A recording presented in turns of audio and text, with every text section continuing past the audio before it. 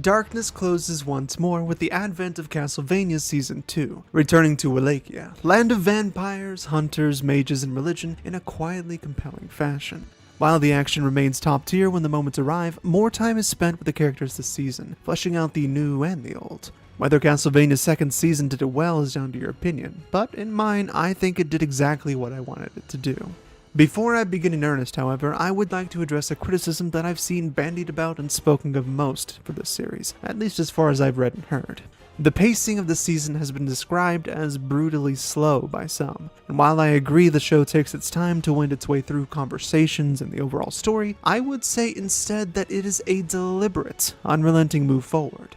Castlevania delights in taking its time to relish in the details, and it has a lot of ground to cover since out of the three main protagonists, only Trevor Belmont was really explored in the first season. And that's not even mentioning Carmilla, Godbrand, Moore from Dracula, and the two Forge Masters Hector and Isaac. Given that, it's no surprise that the pacing slowed down considerably, but I believe that is the way the show wished to tell its story, rather than being a mistake in the writing. One of the ideas that support this theory is how slowly the characters talk to one another, with none of the snappy dialogue back and forth that most shows are known for in order to keep time with the slots of 22 minutes they're given. Trevor and Alucard may jab at each other back and forth quickly, but there is a noticeable pause between the responses to one another in the more serious moments, as is the case with the rest of the cast as well. There is time taken to show facial expressions and for the characters to formulate thoughts, instead of just following the typical dialogue constraints of television. And by that I mean instantly having a reply to a complicated question, for example. My point of intention is further supported, I think, through the show's focus on animation lasting more than the typical few frames most action scenes are given in animated media as well. Lengthy seconds of time are spent watching Trevor's whip traverse from him to the enemy, chains bouncing and moving with the power of his strokes in a more realistic, grounded fashion, than just blurring itself across the screen to simulate the effect. This is also the case with the speed at which Sifa casts her spells and transforms them, from the ice wall thrusting forward in front of her toward a vampire, and then upwards to cut it in half as it stood atop it. There is a deliberate act of time taking place that lends itself to the realism of talking or reacting to changing circumstances in reality, even with all the unrealistic magic, vampires, and inconsistent chain whips being bandied about. On the flip side though, some of the vampires, and Alucard specifically, are shown to be much faster and more blurred in their movements, as they're moving faster than the human eye can see, or even the human body can move. A bit of visual storytelling I find fascinating to showcase the difference between how powerful these monsters are compared to humans. There are many more specific examples I could give, but they would really only be various characters doing the same things I've mentioned. What this means for me is that the glacially slow pacing that some dread was completely fine for me, since I knew what to expect from episode 1. It didn't bother me. However, that doesn't mean the script didn't need work in some areas, because even though a lot of time was spent on the main characters, Dracula and the Forge Masters, not a lot of the long run time was given to the other generals in Dracula's court, aside from Carmilla, which I think was a disservice in the long run. Then again, given how they were unceremoniously killed later on, maybe it wouldn't have mattered. That's why they didn't try. I just think trying would have been welcome in a show devoted so much to detail. Pacing aside, the animation of the season was predictably gorgeous, given last season's incredible fight scenes and beautiful landscape shots. The countryside of Wallachia was already given its due before, but seeing it in Castlevania's second season just brought it back how good it looks, especially in the ending shots of the season. However, the best background art has to be given to the Belmont Library that the trio spent most of their time in this season, with a brilliantly stunning amount of work put into a massive complex of shelves, books, winding stairs, and treasures galore. I think I can speak for more than a few people when I say I would absolutely love to spend hours in this library, structurally unsound as it completely looks.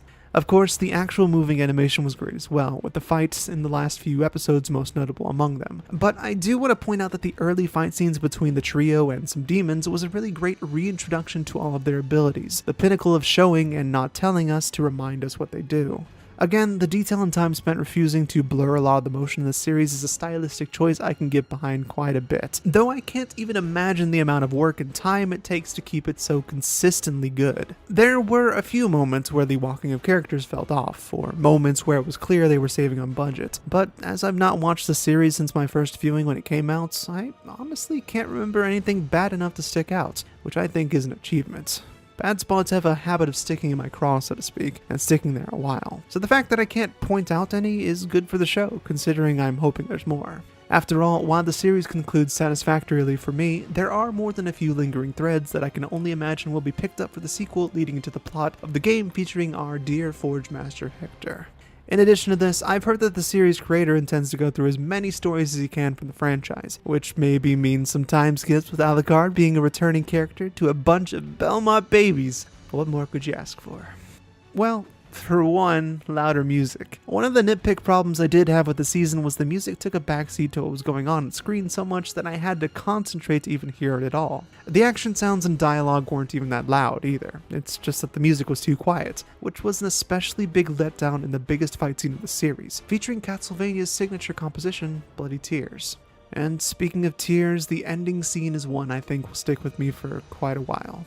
Alucard breaking down, so alone, just after having killed his own father and basically being abandoned by his only friends, was a perfect cap on a series filled with so much tragedy, showcasing how incredibly pointless all the violence was in the first place and the effect that has on the people that remain. Hatred and greed drove every conflict in this series, the horrific human emotions that caused so much pointless suffering, as even Dracula just wanted to end the world and him with it.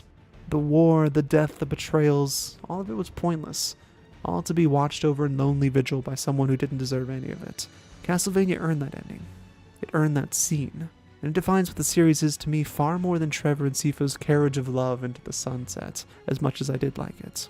And as the series sunsets on its first arc, a new bloody moon begins to rise, showing that even though Dracula's crusade was all pointless, new heroes must rise to stop the renewed violence and hatred, for if they don't, not even a ghost will remember the meaningless of what comes next in the end. But what did you think of the end?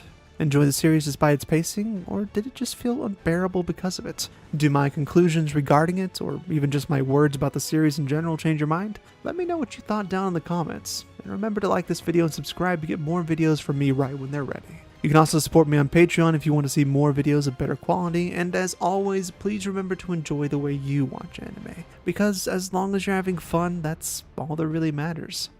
I'll see you next time.